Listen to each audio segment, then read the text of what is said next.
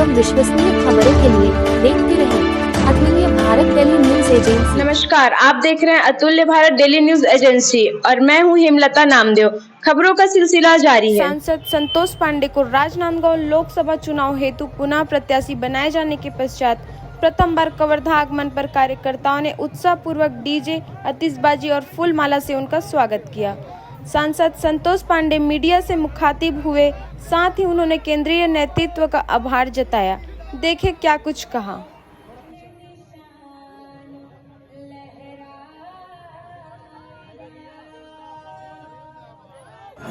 मैं अपने प्रदेश नेतृत्व का और राष्ट्रीय नेतृत्व माननीय प्रधानमंत्री नरेंद्र मोदी जी, अमित शाह जी का, माननीय नड्डा जी का, संगठन के प्रदेश के सभी नेताओं का मैं उनके प्रति कृतज्ञता ज्ञापित करता हूँ। उन्हीं के और आशीर्वाद से दोबारा उन्होंने, माननीय मोदी जी ने अपनी टीम के लिए मुझे चुना है। ये कवर्धा का, राजनांदगांव पूरे लोकसभा का ये सौभाग्य है। यह 3 माह पहले जो विधानसभा चुनाव हुई थी, उसमें इस लोकसभा सीट में अगर बात की जाए तो 5 विधानसभा में भाजपा की हार हुई थी। ऐसे में कैसे पाटेंगे उसको? इसके पहले जो लोकसभा हुआ था जिसमें जीत के आया था, उसमें और ज़्यादा हार हुई थी, किंतु उसमें भी जीत के आए। उसमें एक ही विधानसभा थी, माननीय डॉक्टर साहब भर थे। इस समय तो 3 आ गए हैं, पंडरिया और कवर्धा भी आ गया है। और जब पिछले समय की तुलना में अभी का जब हम टोटल करते हैं तो 33,000 से हमारी लीड है।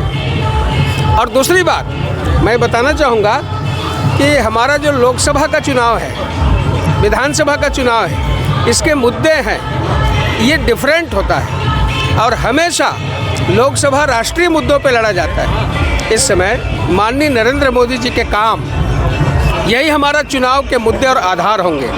साथ ही साथ जो क्षेत्रीय, जैसे कवर्धा में केंद्रीय विद्यालय का, ये सौगात छोटी मोटी सौगात नहीं है। 200 करोड़ का रेलवे का काम चल रहा है। कटघोरा से लेकर के डोंगरगढ़ ये रेलवे ज्वाइंट एडवेंचर है, संयुक्त उपक्रम, ये फिर से बनने वाला है। कवर्धा की लाइफलाइन होगी।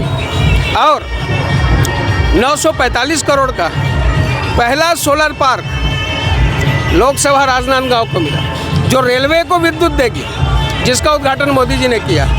पहला CRC भवन मोदी जी ने छत्तीसगढ़ में कहीं नहीं, राजनांदगांव को मिला। एक नहीं अनेक। हैदराबाद एक्सप्रेस वे 4,500 करोड़ का है।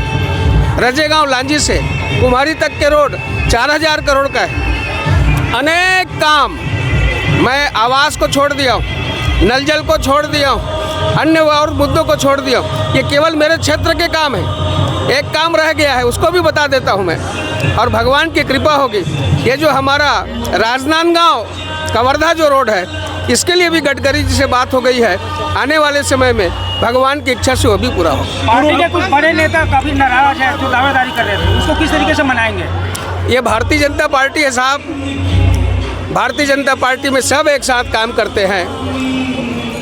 लोकतांत्रिक प्रक्रिया हमारे यहाँ है, सबको मांगने का अधिकार है, मांगते हैं। सब एक साथ कदम से कदम मिलाकर चलेंगे। और मोदी जी ने जो नारा दिया है 400 पार, उसमें कवर्धा यानी राजनांदगांव एक स्टेप होगा, पार करेंगे। पूर्व मुख्यमंत्री कवर्धा में भी विकास की बहुत गुंजाइश है, किंतु जो 10 साल में विकास हुए हैं, जो केंद्र सरकार ने किया है, वो ऐतिहासिक है। उसमें रोड़ा बनने का काम पिछली गवर्नमेंट भूपेश सरकार ने किया था। अब वो भी दूर हो गया है, सारे अवरोध दूर हो गए हैं। अब डबल इंजन की सरकार काम करेगी और उसमें बहुत सारे काम भी होने हैं। इसमें एक सबसे बड़ा काम मैंने आपको बताया कि कटघोरा से लेकर के अपना डोंगरगढ़ वाला जो रेलवे रूट है। और कवर्धा में अभी हमने 20 करोड़ 58 लाख का केंद्रीय विद्यालय का भी उद्घाटन हमने किया है।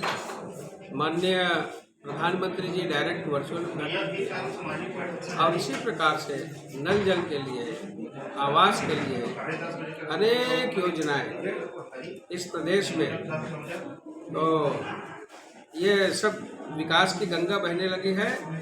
और भी आपको बताऊं तो प्रदेश में हमारी सरकार मोदी की गारंटी में जो कहे थे चुनाव के समय, उसमें अभी अंतर की राशि मिलने वाली है। अभी राशि मिलेगी अपने को मातृवंदन योजना की। और आप तो देख रहे हैं कि जिस प्रकार से धान का जो रेट माननीय हमारे विष्णुदेव जी ने, वो सारे वचन पूर्ति होने लगी है। इस प्रकार से विकास की द्रुत गति से विकास छत्तीसगढ़ में होने लगे। क्या लगता है इस बार जनता की क्या रुझान होगी? जनता के रुझान तो अभी से स्पष्ट है। जनता तो देख रही है कि चुनाव कब डिक्लेयर है, कोड ऑफ कंडक्ट लगे, जैसी आचार संहिता लगेगी और चुनाव चालू होगा, तिथि भी आ जाएगी और जनता तो भारतीय जनता पार्टी को वोट देने के लिए है।